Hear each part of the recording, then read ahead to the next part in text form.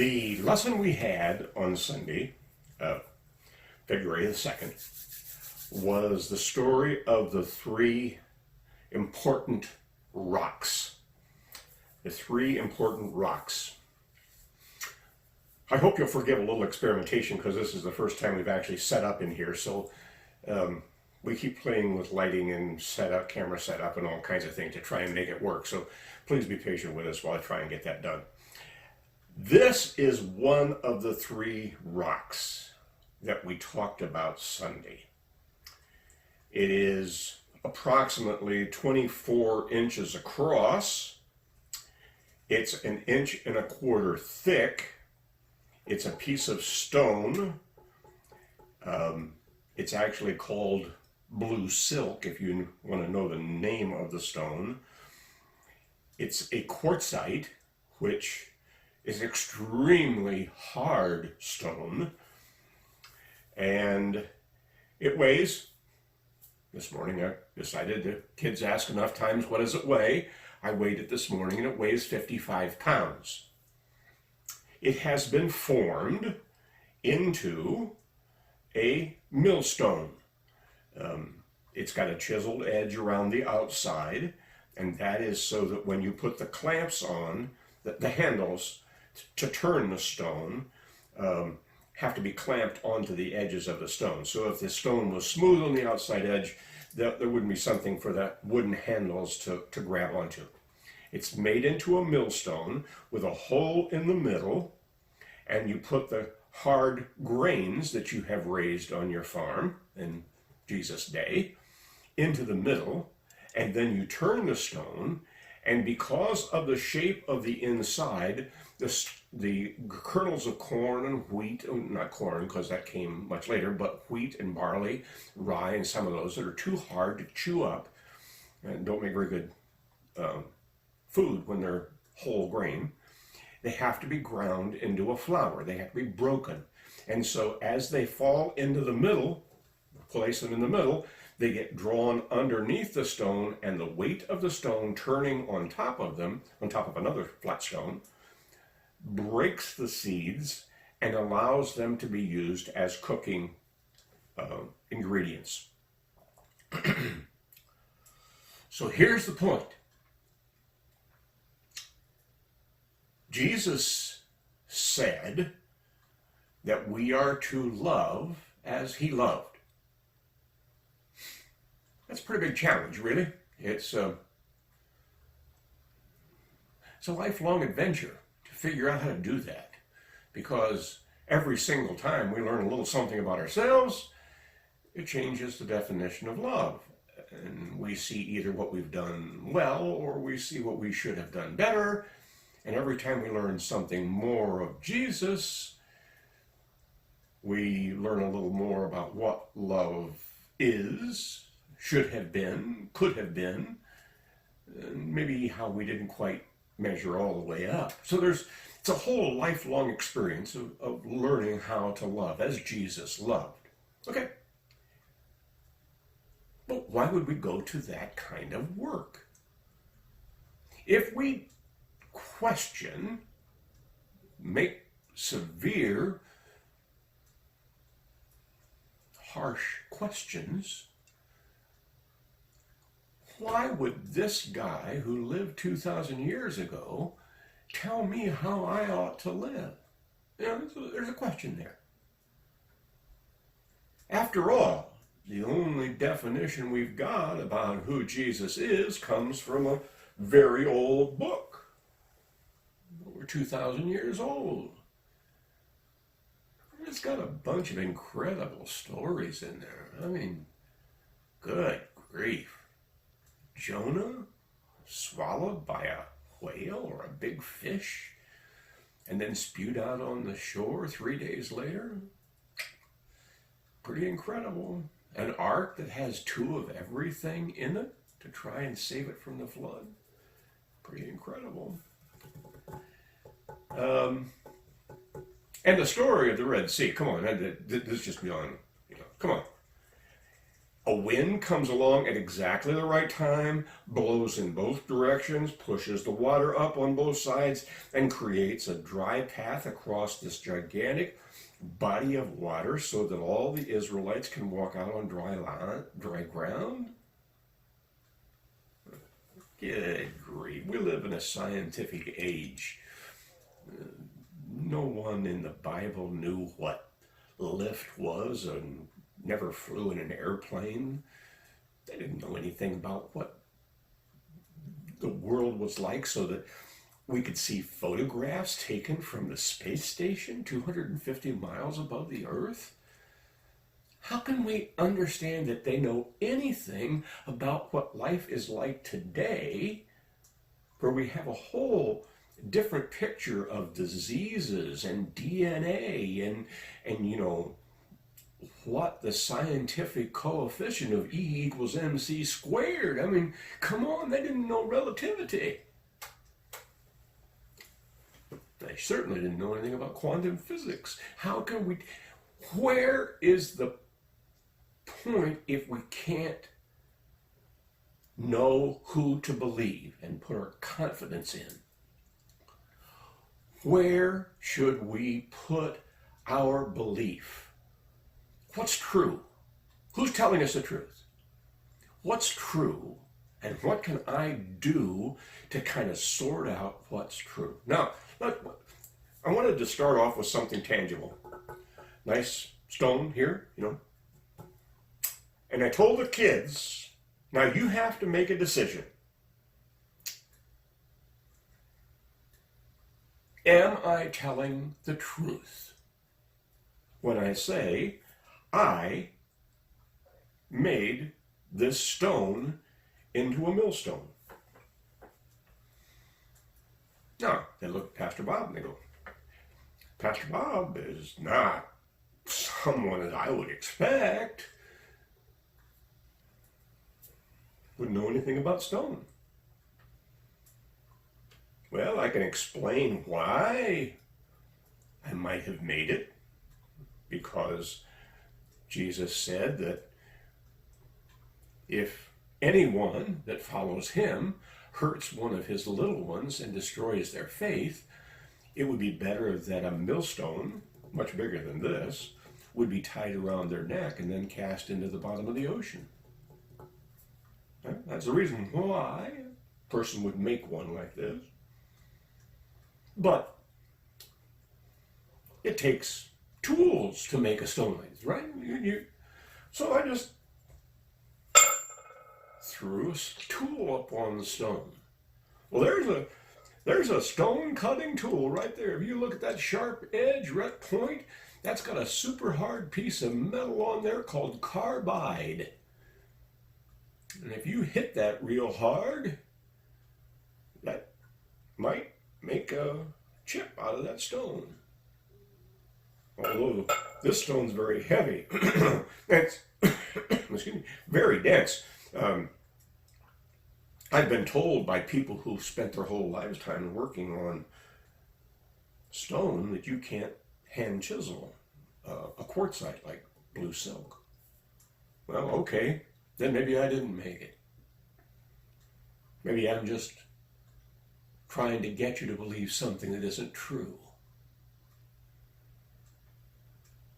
There's two problems with that. If it's true, and you can believe that I told you the truth about it, it makes it easier for you to believe that what I'm teaching you next is also true. You follow? It's sort of, but if I'm telling you a lie, if I'm telling you something that isn't true, then what are you going to do when the next lesson comes along and it said, here's what you really need to take seriously? Yeah, you're going to be questioning.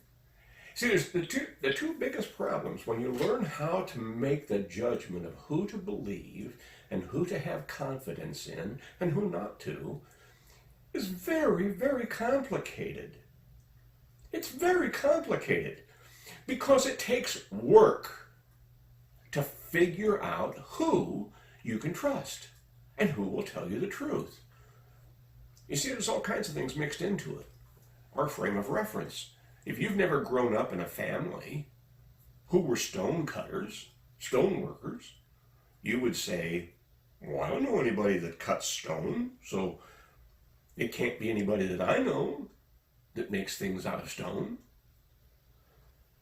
If you had a fear of something particular, you would say, I don't want you to be like any of the stone people I know. Because our emotions get in here. We either want something to be true or we want something to be false, and that gets mixed in with the actual facts. And then it's hard to figure it out because our emotions, our thoughts, our attitudes, our past experience, our family of origin gets mixed into it. Because if Dad or Grandpa didn't do it, and none of my aunts and uncles or cousins do it, how do I know that anybody can do it? All of these things get mixed into the decision making.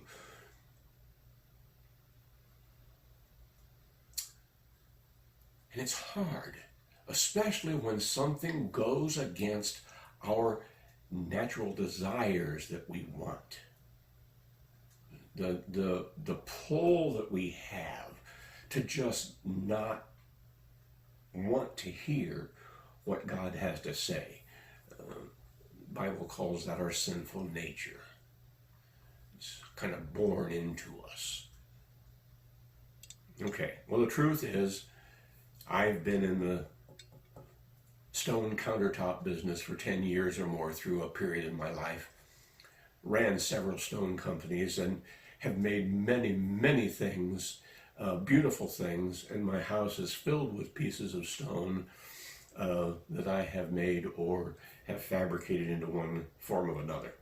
I may take a few photographs and snap on there to show you some of the things that I've done. May even have a photograph of me working in my little backyard stone shop when I was doing hobby work. Yes. I made the stone. I didn't make the stone, I made the millstone out of it. All right. Then that's the first of the important three stones we talked about. Second stone is Jesus taught in the Gospel of Matthew from about the 5th chapter through to into the 7th chapter of Matthew, a whole series, a passage that we call the Sermon on the Mount. The Sermon on the Mount is kind of a compact condensing of a lot of the teachings that he gave us through his lifetime into those very small number of chapters about what it means to be a follower of Jesus. And we have in there the Beatitudes. Blessed are those who are poor in spirit. There are all kinds of wonderful texts in Matthew 5, 6, and into 7. But he concludes with a little parable, a story that he told. He said, anyone who hears these words of mine and does them is like a man who builds his house on a rock. That's our second important rock. The teaching of Jesus, he said, if you hear these words of mine and do them, you're like the wise man who builds his house on a rock.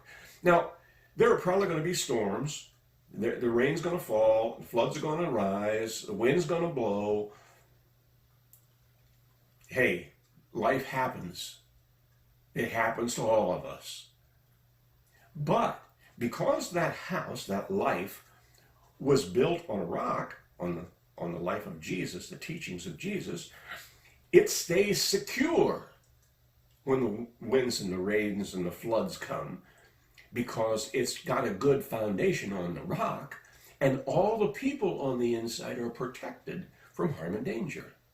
But he said, if you decide to hear these words of mine and not do them, then you're like a man who builds his house, who's going to protect his family, on sand. Nothing firm underneath. And so when the storm comes, the rains fall and the floods come and the winds beat against it, the sand is washed out from underneath the walls, the floor, the structure of the life, and suddenly there's nothing underneath it to support it, and the whole thing falls in, and the family that's supposed to be protected is destroyed. And great was the fall of it, and great was the sorrow of it. He said, if you want to be secure, you have to build your life on the rock. That's the second most important rock. Now, I hand out to the kids sometimes things that help them to see visually. This is a picture of, it's a painting of Jesus. It's a photocopy. A young lady named Anakin painted this many years ago. And to me, it carries a great deal of the personality, the visual picture of who Jesus is. So I give this to the kids. It gives them a chance to have a visual thing, because most of the children in 5th, 6th grade are visual. And if they can see the face of Jesus, what it very well could have been like, it's easier for them to speak to him, to voice their thoughts, their feelings, their desires, what they're questioning, what they're working on. And so I give them a picture of Jesus. This is just a painting of Jesus by Anakin. You can go online, you can see this picture, you can download, you can order them. They sell all kinds of paintings and pictures. This is one they gave me to use for free in using the church. Okay, that's what we give them. But on this lesson, in addition to everything else, I gave them a picture of this rock. This is the third rock, right here. And this is a photograph that I took in 1977.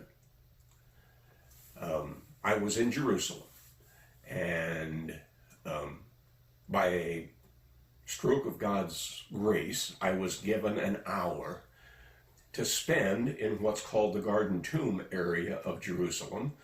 And it's the place where Jesus could very well have been buried, in a tomb very much like this. If it wasn't this actual one, it was one just like this. This one has been that place for quite a long while. And you can see by the picture that we've given here that it's carved out of the side of a cliff. Now, I tried to explain to the kids, give them a visual description.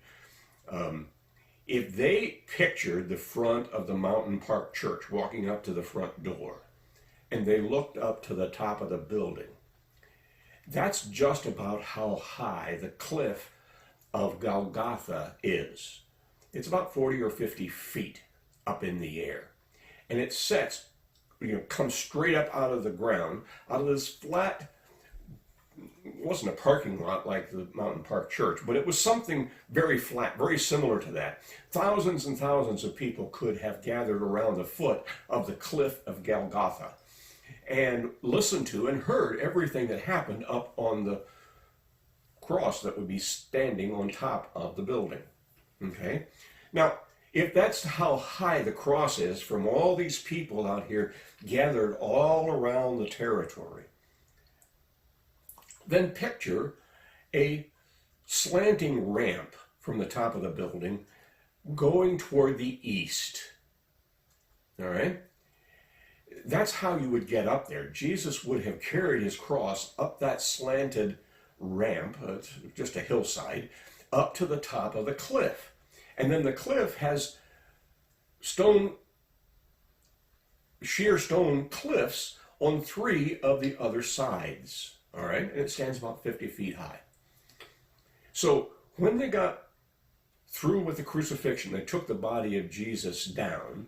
It would have been very similar to, taking the body of Jesus down off the cross from the top of the building, coming down that ramp, walking across the front of the building and going over into the cafe side of the building where this tomb is carved into the face of the cliff.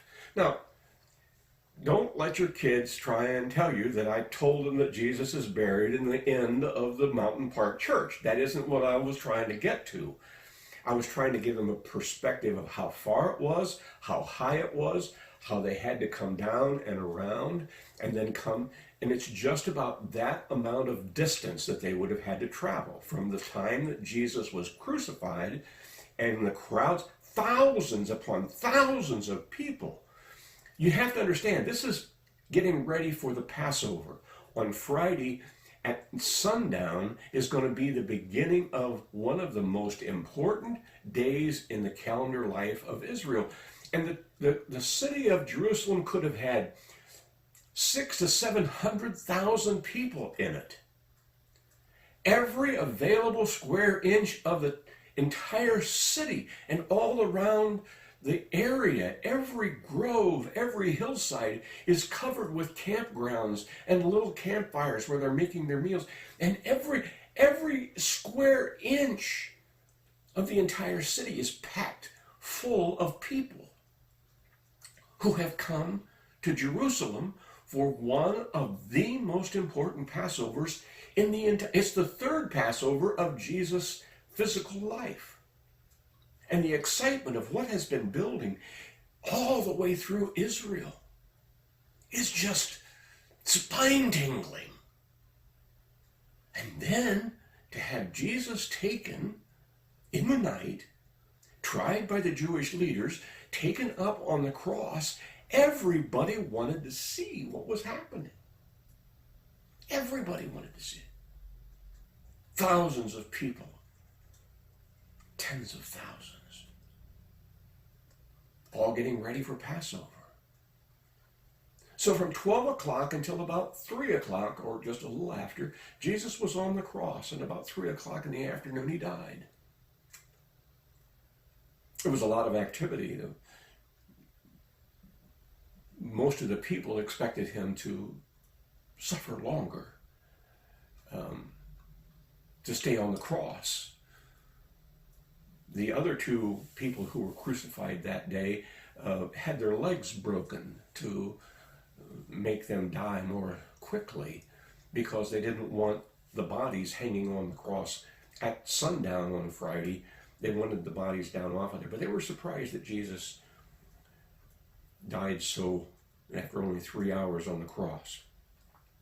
So a very wealthy man named Joseph of Arimathea and a man named Nicodemus, both on the Sanhedrin Council, leaders in the Jewish faith, took down his body, made that walk, as we talked about, down the slope over here toward the east, walking around across the southern cliff of Golgotha, around to the western side of that sheer cliff to a place, just this place right here.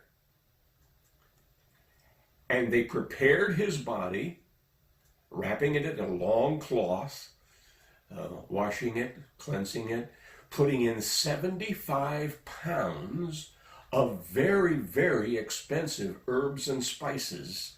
75 pounds. This thing only weighs 55 pounds, and we think that's heavy. 75 pounds, they said, of spices they put in the cloth with Jesus.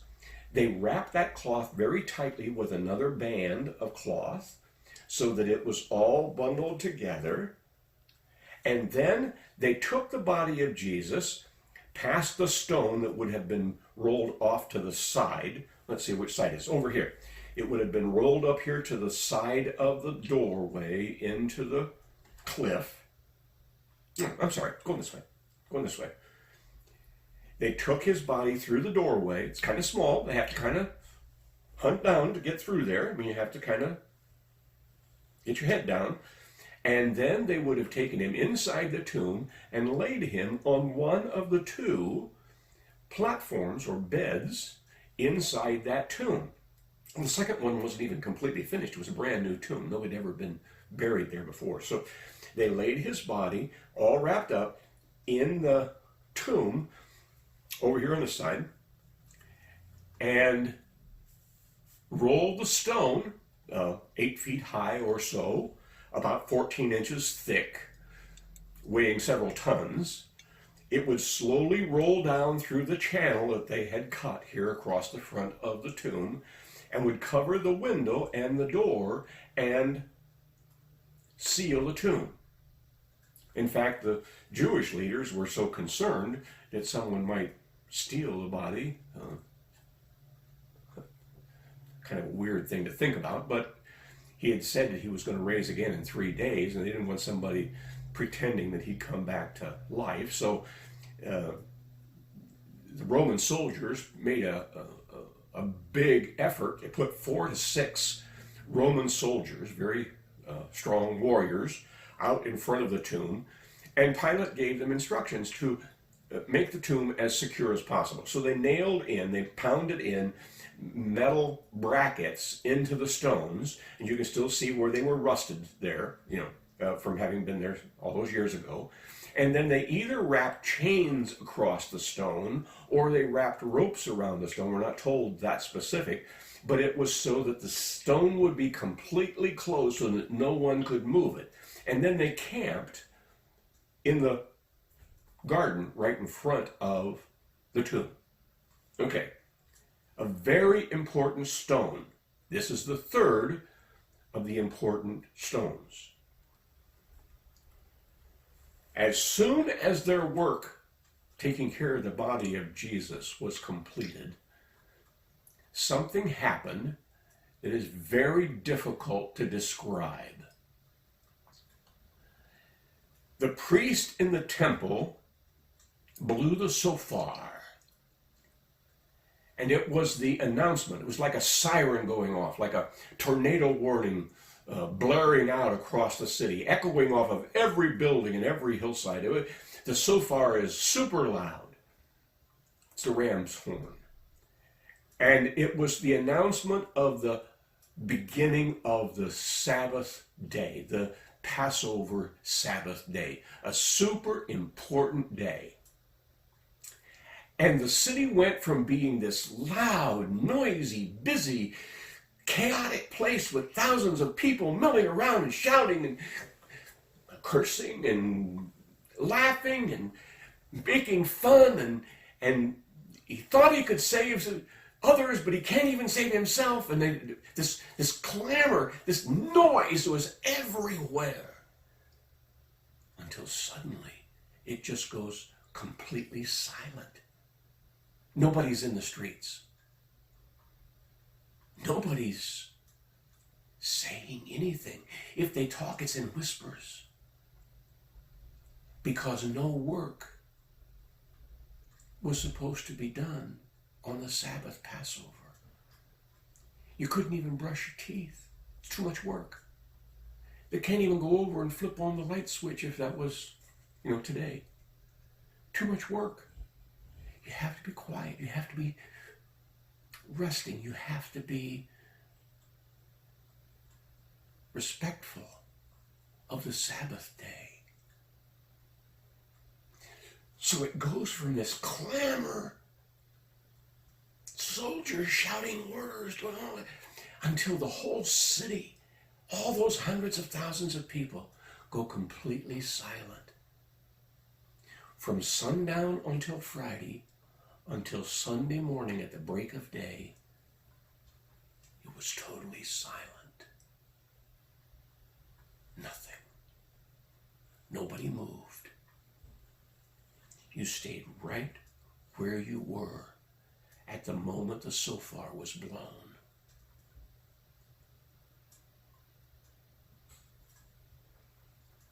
In 1977, I was a young seminary student, about halfway through my seminary. I stood, like I said, for that hour in the garden tomb area, and my mind was completely filled with the mystery of it. Cemeteries are sad places.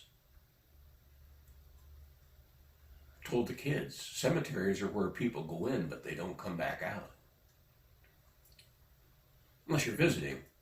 But if you happen to be one of the individuals who's going to stay in the cemetery, there's a 0 chance you're ever going to come walking back out of there. Jesus was in a tomb behind a big 8-foot high, 14-inch thick rolling door, locked with chains, guarded by soldiers.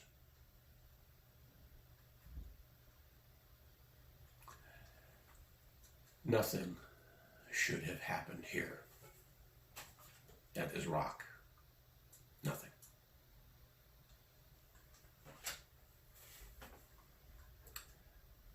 But on the break of day on Sunday morning, something did happen. Jesus came back to life on his own, by his own power. And he walked out of the tomb on his own, recognized by Mary Magdalene. She knew exactly who it was after he called her name. It was Jesus. He was gone. He was buried. He had been lanced with a lance right up through underneath his rib cage. It had pierced all the way through this right lung, and it actually pierced his heart. There wasn't anything anyone could do. Medical science was done.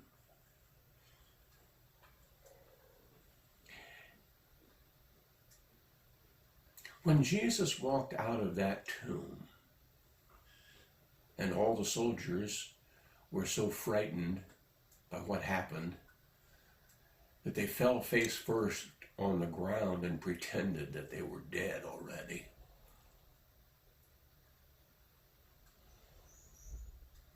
It took everybody by surprise. Read the stories. The women were surprised. They went back and told the disciples, and they were surprised. Peter and John ran to the tomb to see for themselves, and they were surprised. Everybody was surprised. Everybody was surprised. The 2 people who were going to go back home after hearing the news, and they decided to start their 7-mile walk back to Emmaus, they couldn't believe it. The women are crazy. They've gone absolutely bonkers. They've gone out of their minds in grief. What in the world is happening? Jesus appears to them and walks with them for the 7 miles to Emmaus, and all the while explaining how the life and the crucifixion and the resurrection of Jesus had been foretold in Scripture, and how Jesus had fulfilled every Scripture. 7 miles he walked with them. They didn't recognize him at that time, but they were sure moved by what he said. When they got to their home in Emmaus, they asked him to come in and have something to eat with them. It's been a long trip, 7 miles, on foot. He came in, sat down at the table, and he took the bread and he broke it and he blessed it. And suddenly their eyes were open. All this time, we've been talking to Jesus. And just like that, he was no longer visible to them. He had gone out of their sight. So they packed their things and headed right back to Jerusalem. Okay, what does that mean for us? This is the third and most important of all the rocks. This is the rock that changes everything, because the rock is empty. The rock is empty, and it always has been. To this day, it's an empty rock.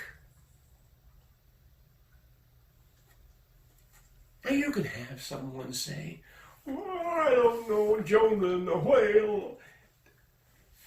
Parents, grandparents, aunts and uncles, whatever.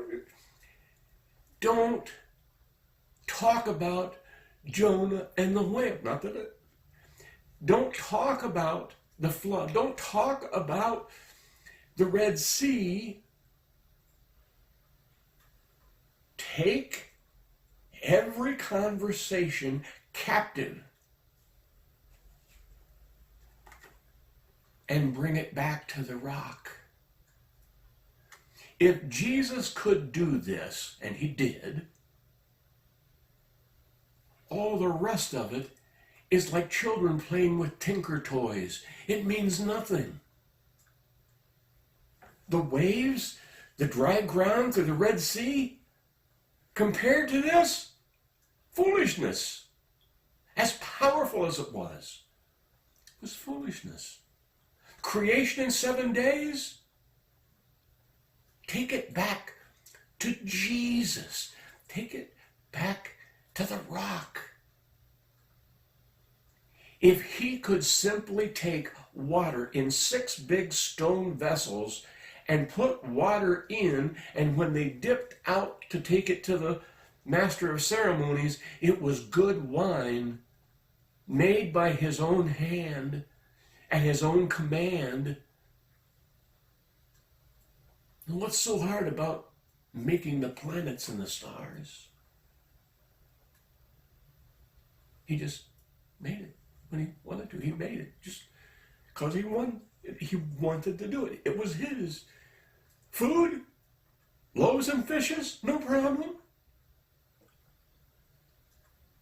It's not that wild to think that the man who could do this can do a simple thing like that.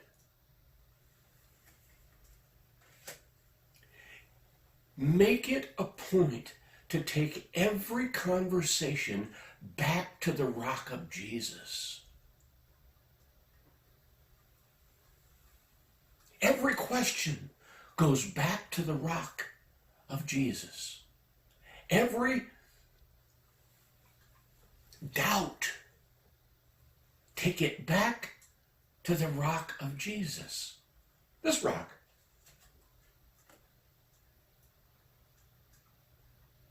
This is an old photograph, 1977. My camera wasn't that good. I'm sorry it looks as bad as it does. It's still there today. You know something? It's still empty. Still there.